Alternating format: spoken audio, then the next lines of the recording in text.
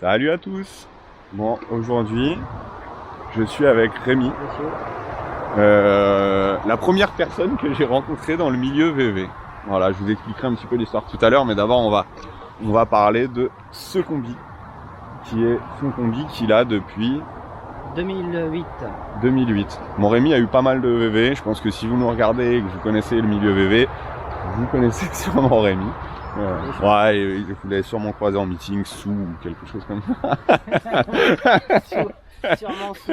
Sûrement sous. Donc voilà, ça c'est son combi qu'il a depuis 2008, du coup, tu viens de me dire, et qui est très très sympa. J'adore. Donc déjà, on adore tous les combis, on adore tous les splits. Je pense que c'est un véhicule que tout le monde aime, entre guillemets, puisque ça a un capital sympathique qui est énorme. Je vais le filmer d'ici. Et pour moi, celui-là, il a un petit quelque chose en plus parce que c'est ma couleur préférée de combi. Vraiment, je dis pas pour faire plaisir à Rémi. Vraiment, j'adore cette couleur. Je sais pas si la couleur avec la caméra va ressortir pareil qu'elle ne l'est vraiment. Donc là, le tableau de bord, on se rend bien compte. Le tableau de bord, tu l'as repeint ou il est... Le tableau de bord, je l'ai repeint. La vraie couleur d'origine. Elle est là. Ouais, c'est ça.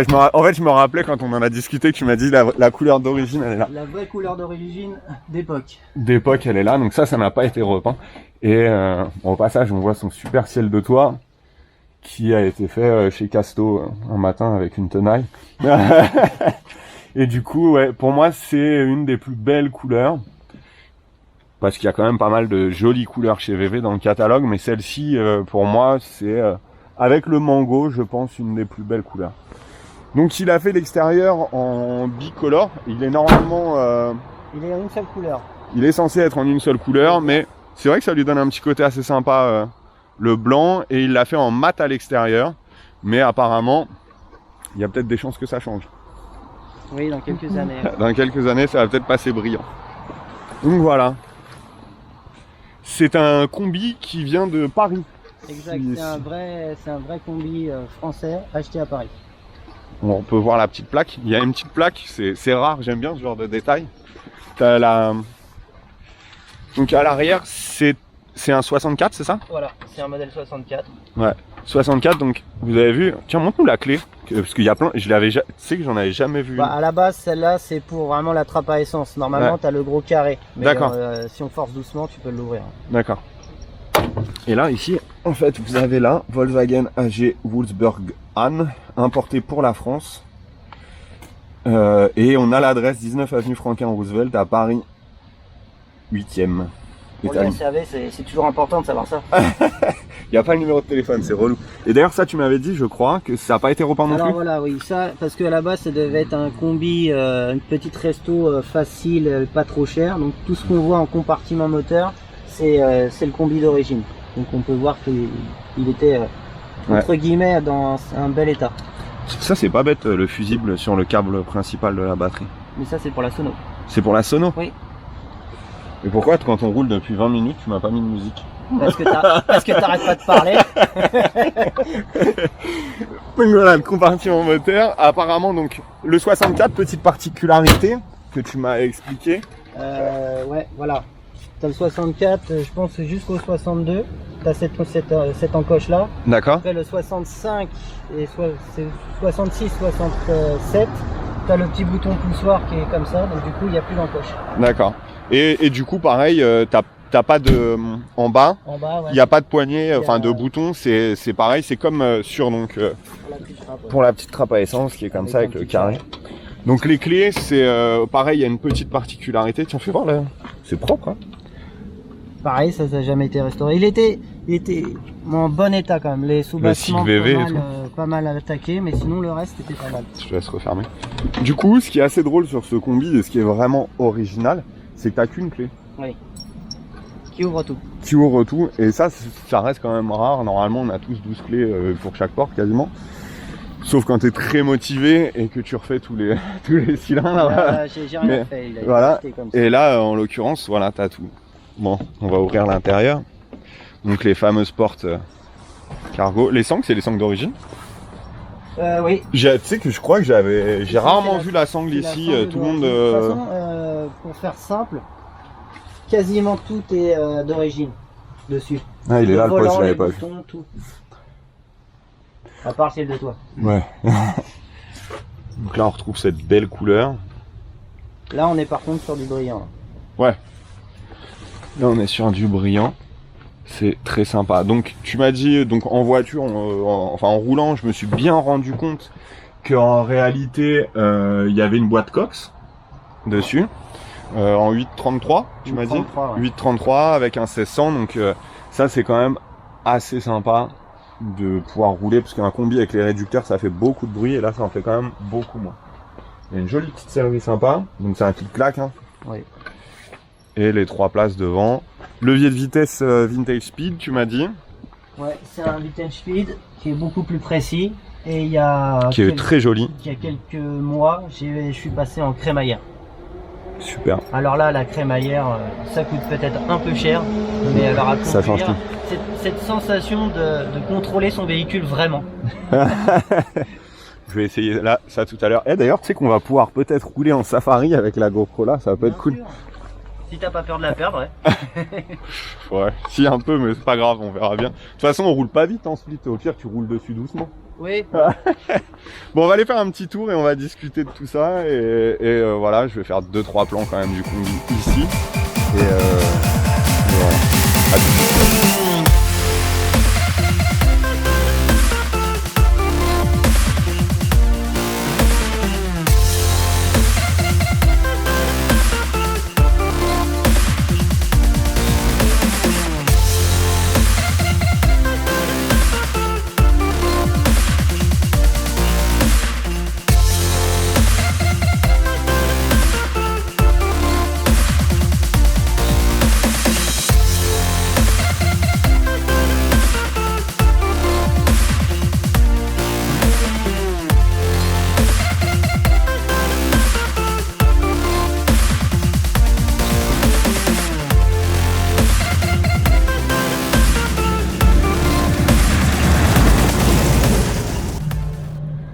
Voilà, bon, on est en train de rouler. Après, on avait déjà un petit peu roulé tous les deux, on avait discuté, donc il ne faut pas qu'on oublie de reprendre toute la discussion qu'on a eue au départ.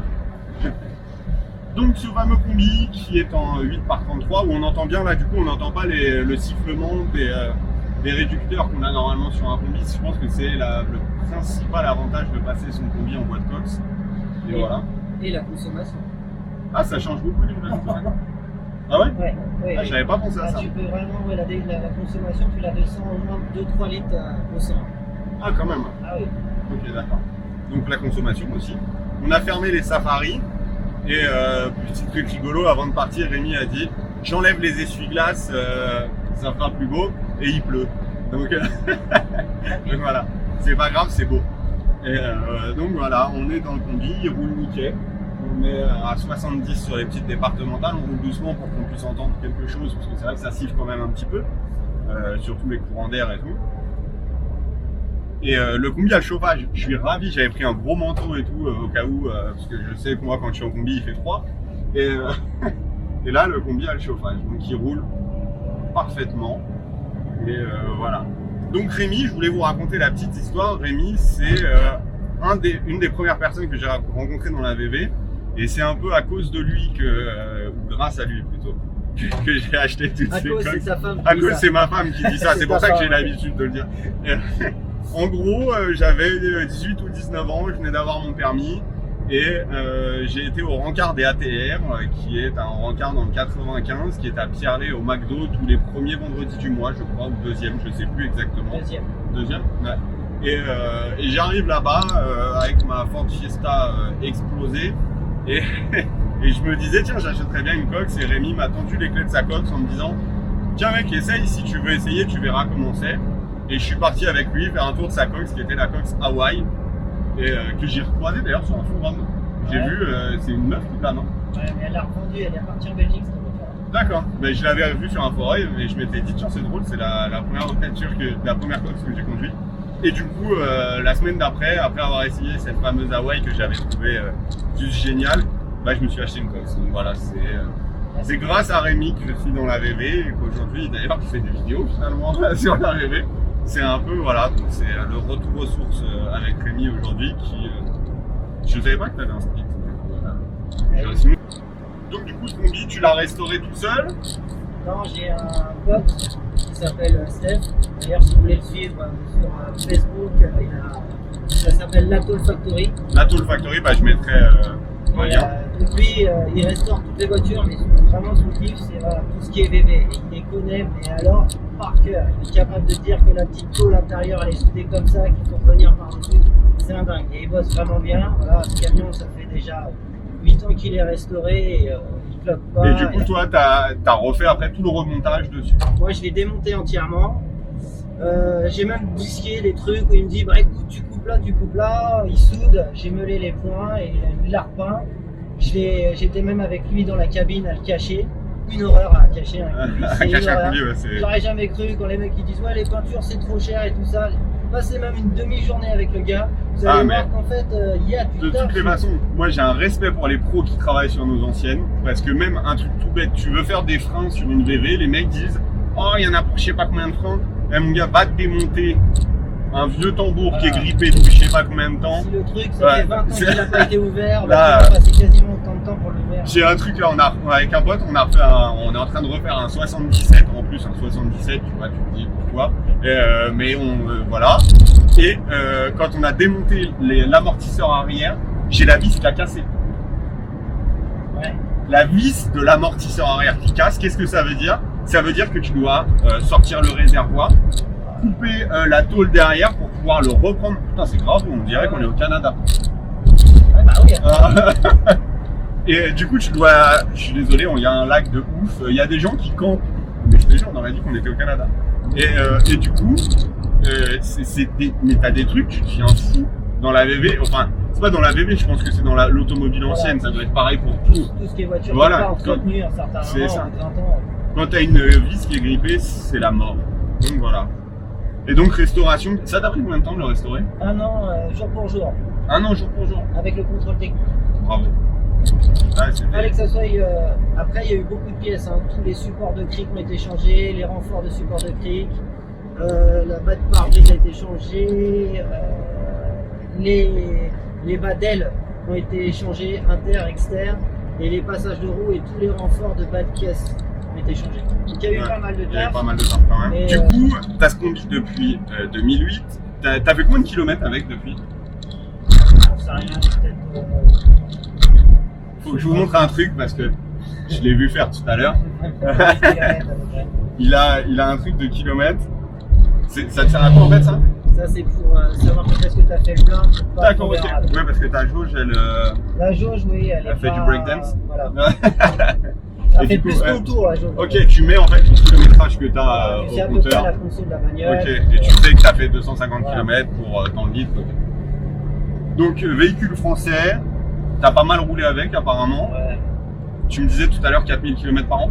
4000 km par an, ouais, parce qu'il sert pour les week-ends, pour les meetings, pour les mariages et aussi pour aller chercher des plaques de placo, mais ça il faut pas dire. Un combi, franchement, c'est vrai qu'un combi c'est tellement pratique. Ça sert à tout. Franchement, ça sert à tout. Ouais, c'est. Tu prends ta bagnole, tu te balades et tout, tu arrives dans un coin, hop, tu déplies le clic-clac, tu vas dormir, le matin tu te réveilles, tu vas prendre un petit café. Exactement. C'est un truc de malade. Je me rappelle ce qu'on n'a pas dit, ça y est. Depuis tout à l'heure, on cherchait tous les deux ce qu'on a oublié de dire et qu'on parlait avant. C'est ça. En fait, dans un combi, moi je suis un mec 93, 94, dans ces deux-là, je sais jamais trop exactement. Et le petit signe des mecs en combi, c'est normal. Et du coup, la position de conduite d'un split, je lui ai demandé tout à l'heure, putain, tes sièges ils sont hyper rembourrés ou c'est parce que moi, tous les splits dans lesquels je suis monté, les sièges étaient complètement pourris. Mais là, en fait, moi, si je me tiens complètement droit, bah en fait, niveau de la visibilité, je pense que j'ai 7 mètres à peu près de visibilité. Grand max. Grand max, ouais. Et du coup, Rémi me disait, ouais, moi au début, je croyais que les mecs ils se roulaient tous comme ça pour se la péter. Mais en fait, non, pas du tout. Ouais. C'est la position naturelle. Si tu veux voir quelque chose sur la route, c'est la position naturelle. Mais même, moi, j'ai remarqué, même dans un B, hein, la position naturelle dans un combi, c'est d'être posé comme ça sur le volant, en fait. C'est comme ça que t'es bien, en fait, dans un combi. Et là, encore plus sur le split, et je pense que tous les possesseurs de split doivent avoir une petite voûte sur leur dos. C'est sympa. Comme ça, on se dit tous bonjour comme ça. Salut, ça va? Même pour sortir du split, t'es obligé aussi. Ouais, t'es pareil, voilà. Mais en l'occurrence, la céleri est superbe. C'est joli. Et c'est bien rembourré. Comment ça, assez joli? C'est... Chacun ses goûts. Pourquoi assez? Chacun ses goûts. Non, mais en fait, je suis dans l'expectative complètement par rapport à la céleri que je vais faire sur le mien. Comme il est rouge et beige, je sais pas du tout. Le gris était une option. J'aime beaucoup. Franchement, c'est super sympa. Le truc, moi, j'ai fait cette céleri-là, entre guillemets, c'était une céleri pour aller dans tous les combis. Une céleri couleur passe-partout. C'est vrai. Il n'y a pas de, oui, comme il est telle couleur, je fais ça. Non, passe-partout. Et de toute façon, de base, quand vous voyez le camion, il est fait pour vivre. Donc, on n'est pas là dans du bling-bling, on fait trop de c'est parfait. C'est reste hyper classique. Et au bout de 20 ans, tu ne te diras pas, oh, j'aurais su. Non, t'es dans du classique. Donc, mais en fait, de toutes les façons, avec cette couleur, je vois pas trop quoi mettre d'autre. Après, c'est du noir, mais le noir, c'est. Voilà. Et en fait, ouais, t'as raison, c'est quand même. Ça passe partout. Et le blanc, c'est pas possible. C'est juste pas possible. Avec du blanc, c'est horrible. Ah, t'aurais pu faire blanc avec un passepoil de la couleur. Oui, hein oui, bien sûr. J'aurais pu, oui, mais. Et puis t'aurais pu faire des gros logos VV sur les dossiers. Il y en avait avant quand je l'ai acheté. Tu l'as vu ou quoi? Non, je l'ai pas vu. Des gros logos VV sur les sièges. Je suis désolé à tous ceux qui ont des gros logos VV sur leur siège. Chacun ses goûts, je respecte. Tant que ça vous fait plaisir, j'adore. C'est ma vision de la VV. Ouais. Rémi, il est un peu plus catégorique que moi sur ce genre d'un truc. Eh, dis donc, on passe moins vite que tout ça là. Oui, mais c'est parce que t'as fallu me dire, j'aurais mis un autre soir. Donc voilà. Bon, écoutez, on va continuer. Là, on va à la mer des sables. Et je vais faire des super jolis plans de ce combi parce que vraiment, je l'adore, je le trouve magnifique. Et je vais terminer, je pense, cette vidéo sur un truc hyper important. C'est il faut un combi chez soi. Là, ça fait 6 mois, je pense que j'ai plus de combi et mon combi me manque. Et j'ai hâte de faire rerouler mon combi parce que rouler en combi, c'est un état d'esprit différent. C'est tellement pratique pour tout. Et vraiment, quand tu as eu un combi, je pense que tu peux plus t'en passer. Ça m'étonnerait que quelqu'un ait un combi et se dise, bon, bah, j'en veux plus jamais. Moi, je suis dans le monde de la cox depuis des années. J'ai toujours été cox, mais un truc de malade. Et c'est vrai que revendre mon combi, c'est pas possible. Ah oui, non, c'est... Ouais, pour un autre. Pas. Imagine demain. Non. Tiens, c'est une question aussi, avant de finir la vidéo et tout ça, j'ai une question très importante. C'est quelle est ta VV préférée que t'as et que t'as eu? Pas forcément VV. Auto, voilà, mais je sais que ça va être VV. Mais bah, c'est peut-être le combi. Après, il y a l'Oval, mais. Ouais, l'Oval. D'ailleurs, on fera une vidéo sur l'Oval, c'est certain quand ça sera fini. Le combi, c'est beaucoup plus convivial en fait. C'est axé avec les potes dedans, ouais. C'est différent. Donc pour toi, ton véhicule préféré que tu ne pourrais jamais revendre et voilà, c'est celui-là ouais. Je pense que c'est celui-là. De toute façon, ça fait déjà 12 ans que je l'ai et j'en suis loin de vouloir le vendre un jour. Ouais. Il y a quelqu'un à Villeparisis, je me rappelle plus sur quel combi j'ai vu ça, qui a un sticker avec marqué For Sale en gros. Oui. Et en dessous, il y a marqué When I'm quand je serai mort. C'est un mec de 91. Ouais, c'est ça. J'adore. Et d'ailleurs, je me suis fait niquer parce que je lui avais dit il est à vendre ton combi? Et il m'a dit non, relis bien le sticker. Et ouais, donc voilà. Et une autre question, t'as eu combien de VV en tout d'après toi? On est quasiment une dizaine, voilà. 10 VV, c'est beau. Après 10 VV, des cox, des Karman, ouais. Des Karman, voilà. un peu de tout sauf du type 3. Ouais. Et donc moi, c'est de mon point de vue, c'est personnellement, ça sera toujours le combi qui me reste ma meilleure VV. Je sais pas, toi, il y a un truc qui t'a marqué, que tu préfères dans tes VV que t'as eu? Non, c'est le combi. Puis le problème du combi, c'est que, parce que celui-là, c'est bien un 64, c'est un vrai allemand. Et oui, ça c'est vrai que c'est important de le dire d'ailleurs, c'est pas un vrai civil. À trouver un combi, c'est horriblement chiant. Parce que moi, celui-là, j'ai mis 6 mois à le chercher. Et pour négocier le prix, parce qu'il était déjà cher à l'époque, j'ai négocié sans le moteur, sans les jantes. Et puis le revendre pour en chercher un autre, ça va être encore un tas de rouille, ça va être une misère pour les pièces et tout. Non, voilà, celui-là il est très bien, il est plus ou moins à mon image et ça me va bien. Je vois pas pourquoi le vendre pour en racheter un rêve VV. Un rêve VV. Genre, par exemple, moi perso, un 23, c'est peut-être mon rêve. Un 23, c'est un 23 fenêtres, c'est un split 23 fenêtres. Oui, bien sûr. Bah oui, c'est sûr. C'est sûr. Mais non, moi je suis déjà bien dedans. Je suis à l'aise comme une vieille chaussure. Où, elle est pas neuve. Mais on est bien dedans. On met son pied. On est comme à la maison. Quoi. Comme à la maison. Voilà, c'est ça. Disons que t'es poli pour la vidéo. Comme une vieille meuf. On est bien dedans. On est bien dedans. Voilà. Bon, et ben écoutez, on va s'arrêter sur ces belles paroles. Je pense que c'est mieux qu'on ça veut s'arrête, dire qu'il faut s'arrêter, je crois. Voilà. Après, on va commencer à dire trop de conneries. Bon, je vous dis à très bientôt. Merci. Abonnez-vous à mes réseaux, ça serait cool. Sur YouTube, sur Instagram, je vous laisse les liens. Rémi, je te propose pas, je crois que t'as quasiment rien comme réseau et je suis pas sûr que t'as envie de me suivre. Non, voilà.